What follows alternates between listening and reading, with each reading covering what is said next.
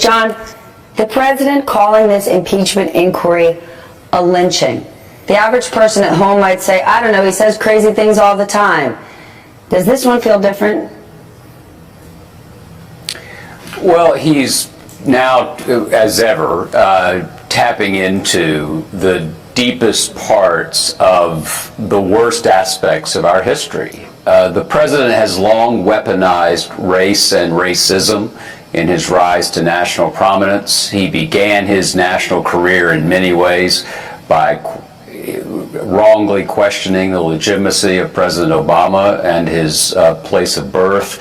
He has, as Kristen just said, hit folks along the way.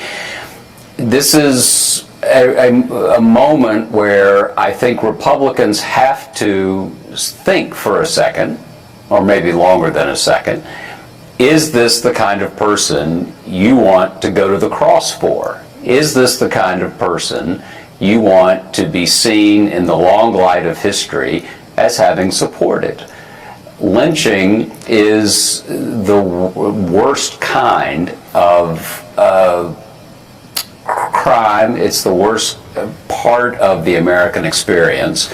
And the president is clearly, to my mind, trying to reach that core of supporters with racist appeals. And let's just call it what it is. I won't quote John Tyler. I won't allude to Henry Clay. This is a racist appeal.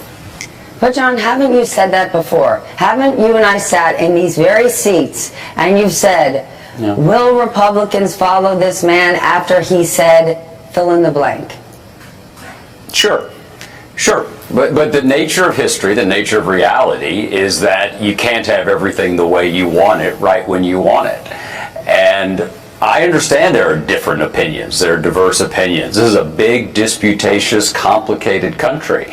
And so it takes a long time. It took 26 months for Watergate. It took 4 years for Joe McCarthy. It took a century to undo Jim Crow as much as we have undone it, even so far as we've undone it. So, sure, this is incredibly difficult stuff. I don't fully understand why people have decided that that poll number that those congressmen and those senators are seeing, and let's be clear here, I suspect people know this, but let's be very clear. The reason Republican congressmen and Republican senators are standing by the president, no matter what he seems to say, is because they are seeing polls from their district or their state that's not just saying Republicans approve of the president. They say that a high percentages that nobody's ever seen, strongly approve. And that's the moral quandary here. But I'll throw some Edmund Burke at you just to get the morning going. Edmund Burke, the British statesman, laid out a theory of representation. There are two ways to be a representative in a free government. One is to reflect the will of your constituents, and the other is to offer those constituents your best judgment. Republicans have been doing the former. It is past time for them to do the latter. All right, someone who's not going to be standing by the president, I don't believe today, will be Bill Taylor. Corey, he's going to be testifying on the Hill. How important is he, not necessarily for Democrats, but for the American people as it relates to filling in the blanks? Oh, I think very important, because he was a first-hand participant to the exchange between the politically appointed ambassador to the European Union, to the administration's special representative for Ukraine, and Ambassador Sondland from the EU was in direct contact with the president.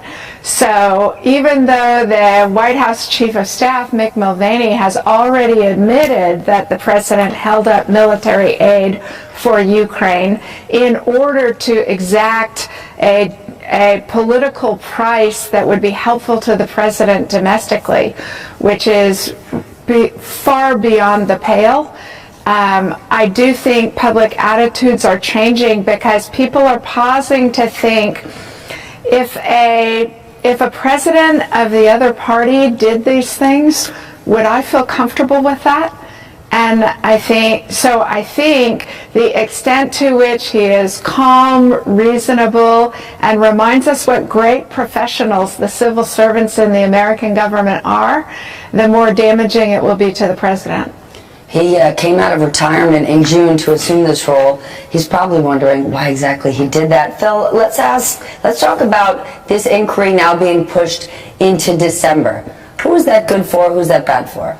Well, it could go both ways, actually. But what the Democrats need to do is maintain the momentum that they've built over the last few weeks, because this is a political process, and what they're trying to do is shape public opinion and build public support for holding the president accountable, for convincing enough of the American people that he had an abuse of power, so that these Republican senators will vote to convict him in an impeachment trial in the Senate. So if they're delaying the impeachment proceedings in the House, that could be bad if they stall out, if they lose momentum. But to the extent they're able to continue gathering evidence, to hold these public hearings, to do things on camera in front of the people, to convince the people of the president's wrongdoing, the timing of when that vote actually happens may not make much of a difference. John, give us a history lesson. Republicans' #1 complaint seems to be that this impeachment inquiry is treating the president unfairly. They're arguing that Bill Clinton was treated much better in 1998. Are they right? No, they're not. Nixon actually had a slightly more bipartisan experience with impeachment, and that was partly because of the era and partly because of Tennessee Senator Howard Baker, who decided that he would follow reason and not passion. He would actually follow the facts, as opposed to reflexively deciding that his guy, his president, who had won a massive landslide in 1972. 40% of Democrats in America voted for Richard Nixon in 1972. And Baker asked the question of the president of AIDS, what did the president know and when did he know it? It gave the process a bit more legitimacy. The Clinton process was ferociously partisan. I personally don't think this one feels that way. I know the president wants us to have that conversation. I know he wants to muddy everything up. And that's one of the reasons I think Rudy Giuliani is continuing to roll around the countryside, swerving his car to hit people along the way. But the basic objection that somehow that this is an unfair process and no legal rights, or whatever it was the president said in that outrageous comment, is really doesn't have much standing. Impeachment is not a judicial process. If it were a judicial process, I think there'd be a lot more anti-Trump feeling than there is now. It is a political process. Phil, your paper, The Washington Post, reporting today about how the president's views on the Ukraine were fueled by conversations he had not with his own diplomats or influencers, but conversations he had with the Hungarian Prime Minister and Vladimir Putin.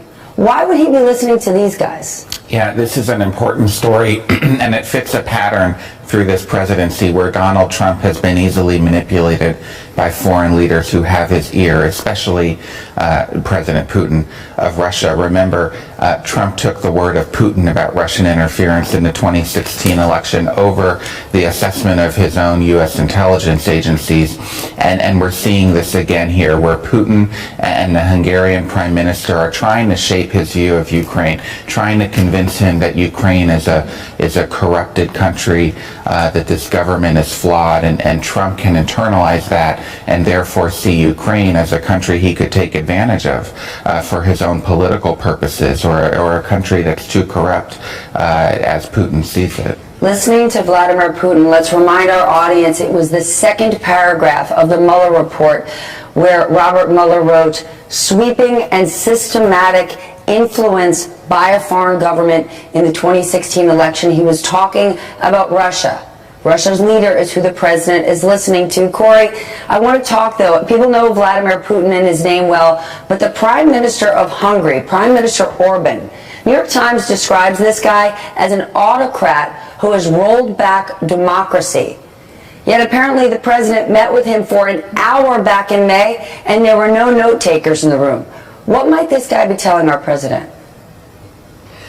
Well, encouraging the same kinds of practices that he has brought to Hungary, which is shutting down free media, delegitimizing institutions, encouraging President Trump to see the lawful officers of the American government as politicized actors.